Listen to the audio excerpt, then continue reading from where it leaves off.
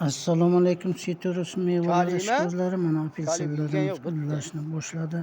Apelsin O'ltiram yegan yo'q. gul paytida oziqlantirish Beruvdi. juda muhim. Apelsin ko'p gullashi bu demak hosilni yaxshi bo'ladi degan so'z. Lekin gulni ushlab qolish uchun to'g'ri o'g'it berish juda muhim. Ildizdan oziqlantirish uchun kaliy sulfat 150 gramdan va amopos 250 gramdan bering. Bu daraxtni kuchaytiradi va meva tutilishini yaxshilaydi. Bargidan esa 10 litr suvga 5 gram bor qo'shib seping. Bu gul to'kilishini kamaytiradi. Eng muhimi jihati hozir azot o'g'itlarini ko'p bermang. Aks holda gul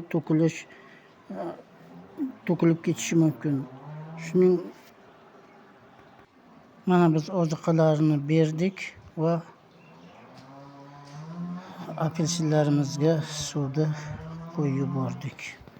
Ariqdan ozimani suvlarni qo'ydik. Uni bir sira suvlarni o'tkazib olamiz. Sog' va salomat bo'ling.